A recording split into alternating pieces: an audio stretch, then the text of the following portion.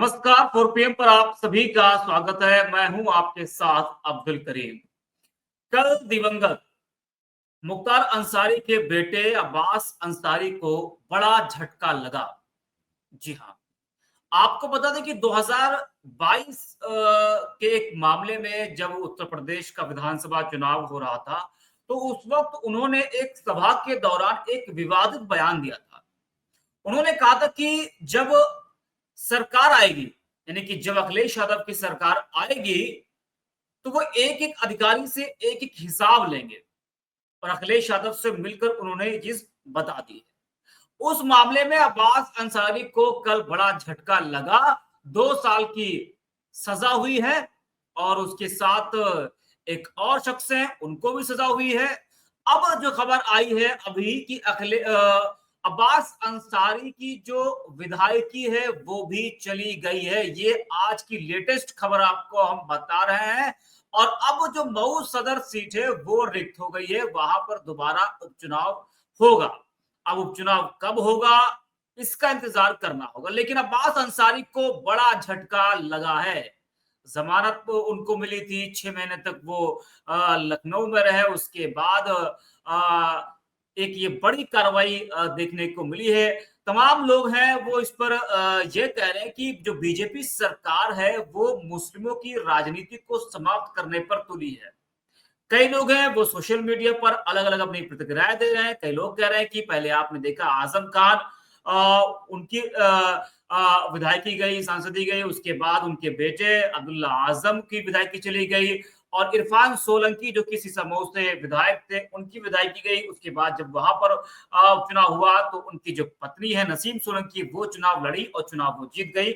वहां से वो विधायक बन गई और खतरा मंडराया था अफजल अंसारी की संस्था पर भी, लेकिन खैर वो बच गए। लेकिन अब जो उनके भतीजे हैं अब्बास अंसारी, उनको एक बड़ा झटका लगा है। 2 साल की सजा हुई है और उनकी विदायगी भी चली गई। हेड स्पीच के मामले में उनको सजा हुई है।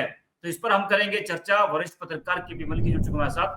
सर, आपका स्वागत है 4 PM पर। जी नमस्कार सर, एक एक करके धीरे धीरे कोई पूर्व सांसद हो रहा है, कोई पूर्व विधायक हो रहा है और जो ये कड़ी है, जो ये लिस्ट है, उसमें तमाम जो मुस्लिमों के बड़े चेहरे हैं उनके नाम ज्यादा है। चाहे वो आजम परिवार की बात करें या फिर आप मुख्तार अंसारी परिवार की बात आप कर लें।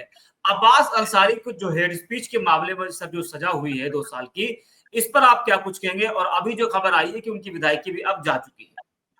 देखिए, अगर आप ये अब्बास अंसारी की बात करते हैं, इस प्रकार का मामला कोई पहला और आखिरी मामला नहीं है, कोई नया मामला नहीं है। जब से ये कानून आया है, मेरी नजर में एक सबसे पहला फैसला आया था वीपी सिंह की सरकार में 91 में। रशीद मसूद सहारनपुर से, बहुत बड़े काजी रशीद मसूद बहुत बड़े नेता हैं, वो राज्यसभा में उस दौरान थे और वीपी सिंह की सरकार में वो स्वास्थ्य राज्य मंत्री थे केंद्र में। उनके पास स्वतंत्र प्रभार था और उन्होंने कोई सिफारिश किसी की कर दी थी जो बाद में फर्जी पाई गई। उसका केस चला और 2013 में उनकी, नहीं 2013 से पहले उनकी सदस्यता चली गई। इस कानून के तहत उनको सजा हुई और उनकी सदस्यता लगातार चली गई। उसके बाद ये इसी प्रकार से लालू यादव की सदस्यता गई। कुछ दिन पहले आपने देखा आजम खान और उनके बेटा जो अब्दुल्ला खान है उनकी गई। पीछे आपने देखा कि खतौली से एक भाजपा विधायक थे, उनकी भी गई।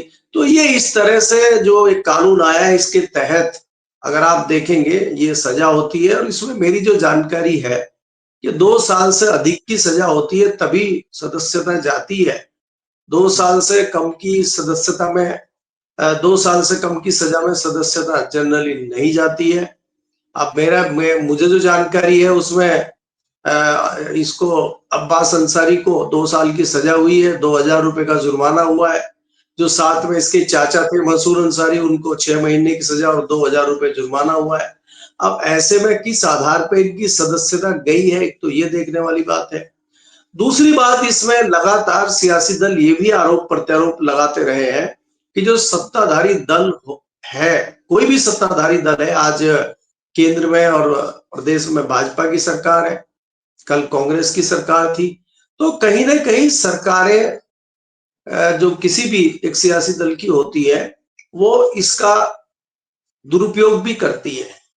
अगर हम मोटे तौर पर नजर डालते हैं तो इसमें जितने विपक्ष के नेता होते हैं, जितने दूसरे 10 दलों के नेता होते हैं, उन पे इस तरह के मुकदमे चलते हैं। अगर इसको हम तस्वीर को पलट दें और जिस प्रकार से इन्होंने चुनावी रैली में या चुनावी कार्यक्रम में इस तरह का भाषण दिया था, इस तरह से कहा था कि भाई हमारी सरकार बन रही है और हम अधिकारियों को देख लेंगे।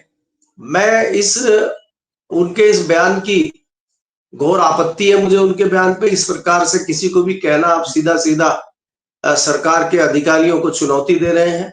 और अगर इनकी सरकार बन गई होती तो ये उन अफसरों को देख भी लेते और इनका मुकदमा भी वापस हो गया होता। तो कहीं ना कहीं सरकार के जो एजेंसियां हैं, चाहे वो पुलिस हो चाहे दूसरी एजेंसी हो, वो सरकार की कठपुतली के तौर पे काम करती है। और यहाँ भी मुझे लगता है कि पुलिस ने कठपुतली के रूप में काम करते हुए ये मुकदमा दायर किया और उसके बाद ये मुकदमा चला और आज इनकी सदस्यता जारी है या इनको सजा हुई है, जो भी है। लेकिन बात यह है कि किस प्रकार से सत्ताधारी दल इस चीज का फायदा उठाते हैं और विपक्ष को नुकसान होता है। मुझे लगता है ये बनाया तो फायदे के लिए था कानून, कि भाई जो इस तरह के कानून से खिलवाड़ करने वाले लोग हैं, जो जो थोड़े से उस तरह के नेता होते हैं जो जिनके ऊपर आरोप प्रत्यारोप लगते रहते हैं, थोड़ा सा दूसरी छवि के लोग होते हैं, उनसे निजात मिले। बनाया तो कानून इसलिए था, लेकिन इस कानून का दुरुपयोग हो रहा है तो और सत्ताधारी दलों के लिए उपयोग हो रहा है। आज भाजपा कर रही है सत्ता में, कल को कोई दूसरा दल आएगा तो वो करेगा। तो मैं इसको बहुत अच्छा नहीं समझता हूँ। बात यह है इसमें दूसरा एक कानून के तहत जो मुझे छोटी सी जानकारी है, अगर इनकी सदस्यता जाती है और ये सुप्रीम कोर्ट जाते हैं और वहां से इनकी सजा कम हो जाती है या सजा नहीं होती है, तो अगर इनकी सदस्यता जाती है तो वो ऑटोमेटिक सदस्यता वापस आ जाएगी। जैसे उसमें जो अफजाल के मामले में हुआ विधानसभा, जी जैसे अफजाल के मामले में हुआ था, वापस आ जी गई। जी जी, जैसे अफजाल के हाँ। मामले में हुआ था उसी प्रकार से ये कानून है। अब कानून किसी भी व्यक्ति को, किसी भी नागरिक को उसके अधिकार देने के लिए बना है और कानून में बहुत सारी चीजें हैं। यहाँ भी हमें कानून पे कम से कम विश्वास रखना चाहिए और इंतजार करना चाहिए। और इनको अगर कोई आपत्ति है, कोई दिक्कत है, तो ये भी अपर कोर्ट में जाए। जी। लेकिन सर, जो बयान था इनका, उसका समर्थन तो खैर कोई नहीं करता। वो बयान गलत था, नहीं देना चाहिए था। लेकिन सर, कोर्ट जिस तरीके से कार्रवाई कर रहा है, और दूसरी तरफ अगर आप सत्ता पक्ष के कई नेताओं को देखें, और कोई केंद्रीय सरकार में है, कोई राज्य सरकार में है, बड़े पदों पर है, कोई सांसद है, कोई मंत्री है, कोई विधायक है, अगर आप उनके पुराने बयानों को उठाकर देखें, एक लंबी फहरिस्त है भड़काऊ बयानबाजी की, हेड स्पीच की। चाहे आप रमेश भिदोरी की बात करें, अनुराग ठाकुर की आप बात करें, टी राजा सिंह की बात करें, आप भारतीय सेना की महिला अफसर के अपमान के मामले में आप बात करें, मध्य प्रदेश के जो हाल ही में मंत्री हैं विजय शाह, तमाम नेता हैं। तो सत्ता दल तो राजनीतिक उद्देश्य से कार्रवाई कर रहा है, लेकिन सर कोर्ट अगर गाड़ी चली ऐसे कानून के तहत अगर कार्रवाई हो रही है विपक्ष के नेताओं पर, तो कोर्ट को सब तो सत्ता पक्ष के नेताओं पर भी संज्ञान लेना चाहिए। हेड स्पीच के मामले में अगर उनकी विधायकी गई है तो देखिए, ये मैं पहले ही आपको बता चुका हूँ, सत्ताधारी दल दुरुपयोग करते हैं। दूसरी चीज, जितने नाम आपने गिनाए हैं वो सब नेता सत्ताधारी दल के नेता हैं। यही नेता अगर विपक्षी होते तो इन पर कानूनी कार्रवाई भी होती और इन पर मुकदमे भी होते। रही अदालत की बात, अदालत के सामने जो केस होता है, अदालत के सामने जो तथ्य होते हैं, अदालत उन पर निर्णय देती है। अदालत के किसी भी निर्णय पे खासकर मैं तो कोई सवाल उठाता नहीं हूँ, इसमें भी कोई दो राय नहीं है। कई अदालतों के जो जज हैं वो भी प्रभावित हो जाते हैं, उसके तमाम कारण होते हैं, उसमें हम नहीं जाएंगे अभी। लेकिन अदालतों से बहुत कम संभावना होती है कि इस तरह की कोई चीज आप करेंगे। लेकिन आपको ये देखना होगा कि मुकदमा किसने किया, मुकदमे को आगे लेके कौन गया, मुकदमे की पैरवी किसने की। आपको ये सारी चीजें दिमाग में रखनी होंगी। मैंने आपको कहा कि पुलिस और जो दूसरी एजेंसियां होती हैं वो सत्ता की कठपुतली होती है। अब इससे ज्यादा और क्या हम किसी को कहेंगे। और कठपुतली तो फिर कठपुतली वाला ही काम करेगी ना। वही काम यहाँ पुलिस ने किया है। अगर पुलिस या प्रदेश का जो कानून है प्रदेश की जो सरकार है वो कई लोगों पे इस तरह के केस करती है और सबको सजा मिलती। हालांकि इसमें भी कोई दो राय नहीं है कि जो खतौली से विधानसभा की सदस्यता से इस्तीफा देना पड़ा था और उनकी सदस्यता गई थी सैनी साहब की, वो भारतीय जनता पार्टी के विधायक थे। कुलदीप सेंगर की सदस्यता गई थी, उन पर बहुत गंभीर आरोप थे, वो भारतीय जनता पार्टी के सदस्य थे। तो ऐसा नहीं है कि सत्ताधारी दल के लोगों को और उनको नेताओं को सजा नहीं मिलती है। जैसा कि मैं आपको बता रहा हूं कि रशीद मसूद को जब सजा हुई थी और उनकी सदस्यता गई थी, तब वो सत्ताधारी दल कांग्रेस के साथ थे, बहुत महत्वपूर्ण पद पे थे। वो एक मंत्री लेवल के स्तर के, जो अपीडा होता है, अपीडा के चेयरमैन थे दिल्ली में, जो एक राज्य मंत्री का दर्जा होता है, उस पर रहते हुए उनकी सदस्यता गई थी। तो कानून कानून है, लेकिन कानून का पालन कैसे हो रहा है, कानून को हम कैसे प्रयोग कर रहे हैं, कानून को हम अपना काम करने दे रहे हैं कि नहीं करने दे रहे हैं, या उसमें दखलंदाजी कर रहे हैं या उसका दुरुपयोग कर रहे हैं, ये सारी चीजें देखने वाली है। अगर कानून स्वतंत्र रूप से अपना काम करे और कोई सत्ताधारी उसमें दखल ना दे, चाहे वो सत्ता में रहे या फिर सत्ता से बाहर रहे, कोई भी सियासी दल उसको डिस्टर्ब ना करे, तो हमारे कानून में बहुत सारे प्रावधान हैं जिससे सबको न्याय मिल सकता है। लेकिन दुर्भाग्य ये है कि जो सत्ता में आता है वो सिर्फ अपना अपना देखता है। आप जो चीजें मुझे गिनवा रहे हैं, उसके अलावा तमाम दुनिया भर की चीजें आपके सामने, एक लगातार बाढ़ आई हुई है। जिस प्रकार भारतीय जनता पार्टी के नेता आजकल चरित्र हनन में और दूसरी चीजों में सामने आ रहे हैं, उस पर कोई संज्ञान लेने वाला नहीं है, उनके खिलाफ कोई कार्रवाई नहीं हो रही है। जिस प्रकार से आपने अभी विजय शाह का बयान लिया, उनका कुछ आज तक नहीं बिगड़ा है। तो ये जताता है कि सत्ताधारी दल अपने लोगों पे कार्रवाई नहीं कर रहे हैं, विपक्षियों पर सीधी सीधी कार्रवाई कर रहे हैं। लेकिन उन मामलों को इस मामले से जोड़ के मैं नहीं देखता हूं, अलग मामले हैं, ये अलग मामला है। और ये 2022 से केस चल रहा है, आज हम 2025 के मिड में बैठे हुए हैं। तो जज को भी लगा होगा कि इसमें चीजें बनती है और फैसला भी बहुत अच्छा है। 2 साल की सजा है, 2 साल से अधिक की सजा होगी तभी आपकी सदस्यता जा सकती है। आपको पूरे 2 साल की सजा है तो मेरे हिसाब से सदस्यता नहीं जानी चाहिए। लेकिन विधानसभा अध्यक्ष अगर इस तरह का फैसला करते हैं तो उसमें जो है चुनौती दी जा सकती है उस फैसले को ऊपरी अदालत में।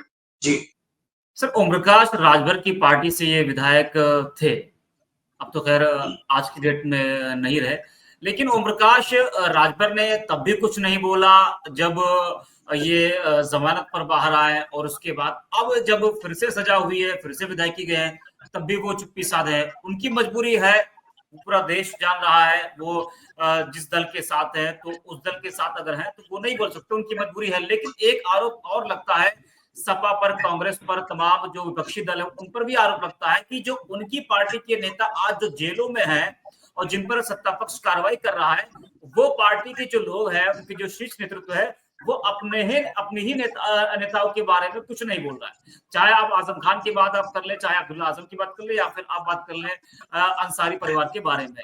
अखिलेश यादव पर भी यह आरोप लगा, कांग्रेस पर भी आरोप लगा कि लोकसभा चुनाव में इन्होंने यूपी पता कर लिया, लेकिन जो मुस्लिम चेहरे हैं जो आज जेलों में है, उन लोगों पर जो है ये लोग नहीं बोलते, चुप्पी साधे।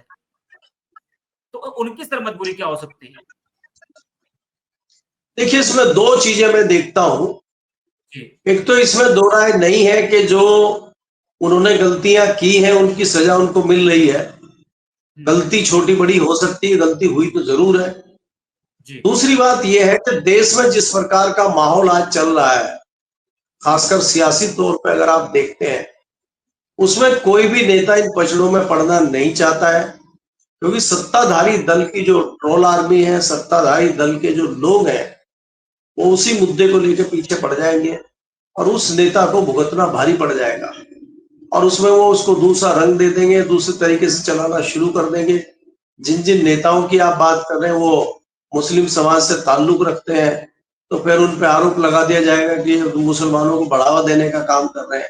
आज देश में जिस प्रकार का माहौल बना हुआ है, उसमें कोई भी नेता रिस्क नहीं लेना चाहता, क्योंकि उस नेता को पता है कि मैं अकेले मुसलमानों के वोट से जीत नहीं सकता हूं और मुझे जो है हिंदू के वोट भी चाहिए, अन्य अन्य जो धर्म के लोग हैं उनके भी वोट चाहिए, तो मुझे सेकुलर बने रहना पड़ेगा और मुझे कोई भी ऐसा हार्डकोर बयान नहीं देना है जिससे कल को भारतीय जनता पार्टी उसको इश्यू बना ले, उसको मुद्दा बना ले। तो इस तरह के मुद्दों से बचने के लिए कोई नेता किसी भी दल का नहीं बोल रहा है, भले ही आप उसके दल से ताल्लुक रखते हो। और मेरी जो जानकारी है और जितना मैं समझता हूँ, विश्लेषण करता हूँ, चाहे वो आजम खान हो और चाहे उनके बेटे अब्दुल्ला खान हो, सबकी नाराजगी यही है कि अखिलेश यादव को या समाजवादी पार्टी को जिस प्रकार से उनके मुद्दे को उठाना चाहिए था, जिस प्रकार से उसकी लड़ाई लड़नी चाहिए थी, वो कहीं ना कहीं बैकफुट पे है।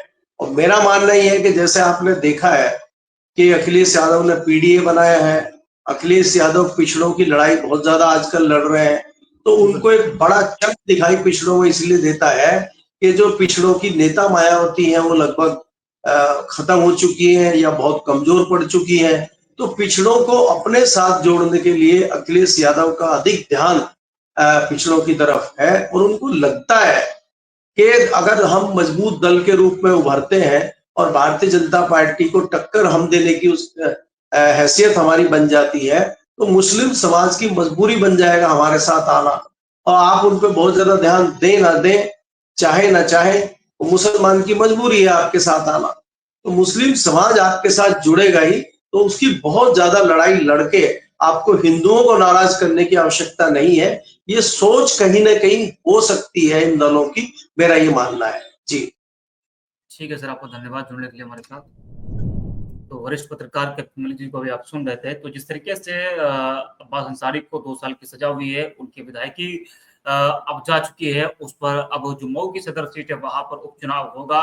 अब उपचुनाव में क्या होता है, भाजपा के टिकट पर वो चुनाव लड़े थे, जीत के थे। अब वहां पर जो उपचुनाव होगा, अब बीजेपी, सपा और भी तमाम जो दल है वो किसको टिकट देंगी और वहां से ये सीट कौन जीतेगा, ये एक बड़ा सवाल है।